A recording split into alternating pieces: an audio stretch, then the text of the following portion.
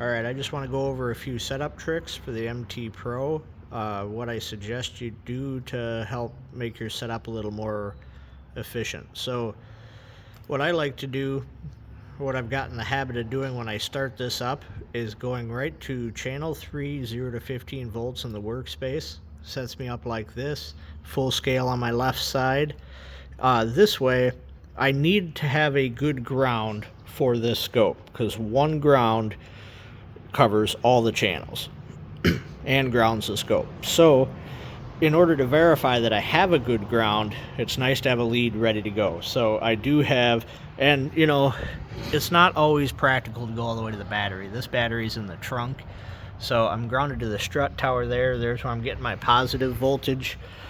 So now that I have this grounded on channel 3, I can start my oscilloscope and verify that I have battery voltage. And if I wanted to, you know, I can just put the little cursor up here, so I know I have battery voltage. And if I have battery voltage here, I know I have a good ground. So I can just leave this channel running all of the time, and if I get something weird, I can refer to this to find out if my ground got weird on me or my voltage got weird on me. But, you know, since we're running all these channels through one ground, if all your signals get weird, it's nice to have a 12-volt trace or a battery voltage trace to know where you're at. So I like to start there, unless, of course, you need the channels. But I like to start here, and then what I'm going to do is I'm going to add an ignition sync, and I'm going to add a injector. So I have these leads already hooked up already, so just in the name of time, I'm not going to show you how to hook up leads. I have faith in everybody that purchases a scope to be able to hook leads to a car. But what I do want to demonstrate is you can manipulate these quite a bit, which is really nice. Like, say I want to get rid of the green battery trace, or make it as small as possible. I'm going to hit Control and left click, and that's going to shrink that. And then I'm going to tab and arrow down. I don't have enough fingers for this, but I believe you can just grab the channel here and move it. So you can just bring it all the way to the bottom. But you can also hit tab and up and down arrow to move that, as long as you're on that channel.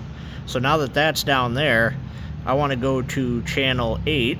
So I'm going to hit Control 8, and then I'm going to hit Alt up to bring that kind of up. Or no, not Alt up, sorry, that moves my 0. I'm hitting Control up to bring the bottom of my graph up. And then I'm going to hit Shift up. I can just walk it up like that too. But if you want to move the whole thing, you can just hit tab. See if I can get that still in the camera view. Hit tab up and down to move that. So what's cool about that is I can hit Control down, bring my lower limit of my y-axis down to the top of the green, and then I can hit Shift down and bring this down to where I want it. And then I can hit Control 1, change my channel, and I'm going to do the same thing. I'm going to hit Control down.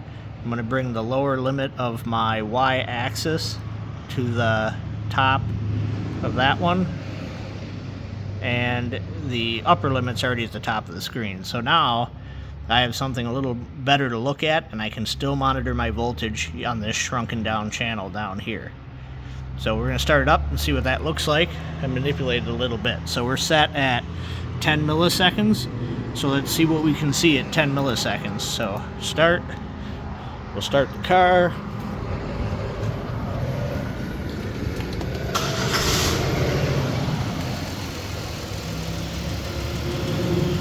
So I got a 10 millisecond window. This is just on the oscilloscope function, so if I pause this or stop it, I'm only ever going to get what's on my screen here.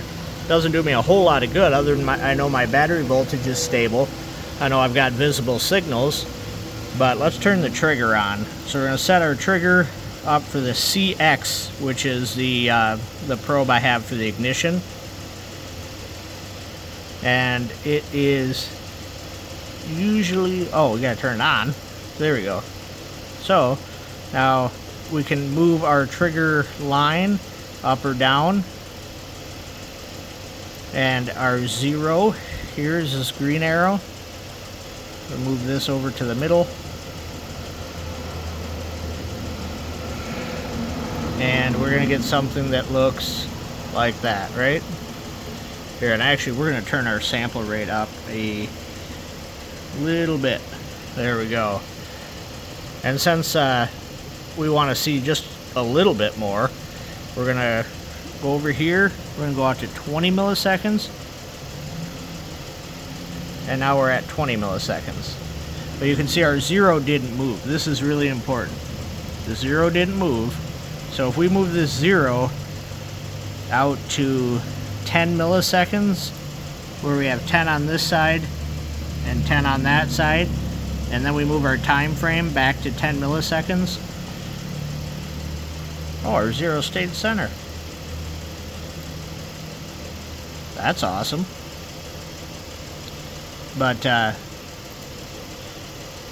yeah, that's cool. I didn't know you could do that. But now you see we start it, and it moves on us.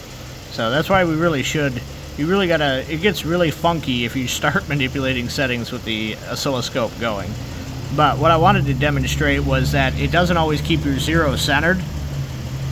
So if you scale down on time and can't find this green arrow, scale back up till you find it, and then bring it down, and then start your scope. That way you can get this where you want, because it will just be off the screen over here. So, but anyway, there's that. So we're going to stop that, and I'm going to go out to about 100 milliseconds. This should give us a full revolution, or close. But this is also, we'll go out further actually. We're probably closer to 200 milliseconds for a full revolution. There we go. And you can see that injector's dancing around because this is a has coils that fire positively and negatively like that. So you're seeing both firing events. And this, they set this up to deal with that in a unique way that I'll demonstrate later on the channel 8 and channel 6, where you can actually combine the difference between channel 7 and 8 and 5 and 6, and then you'll have a much better picture of this style waste spark style ignition coil. But since this isn't going to work because we have a channel dancing, let's go up to our injector 1 and move that so we can have a much better stable picture with our trigger. And like I said, we can stop that if we want to go way down. We can go down to 20 milliseconds, start, move our trigger back to the middle, and now we can get a good idea if we were trying to compare between the injector and the secondary ignition. But yeah, the main thing I wanted to show you is how easy it is to set it up and know we have a good ground down here. So if our ground gets disturbed, all of our signals are going to look weird, and that's one thing that can throw you off with the scope. So it's really nice to just start with that the workspace labeled channel 3 channel 15. That'll set you up right for battery voltage. You can just hook it up and then go. So anyway, I hope this helps you. There's oh, I also wanted to demonstrate the zoom in like this, and then zoom out by going left instead of right. So that way, if you don't want to use the keyboard shortcuts or use control and click, you can zoom in like that, zoom out like that. Alright, thanks for watching. We'll get into some of the more advanced tests here in the next few weeks, so as I get time. So thanks for watching.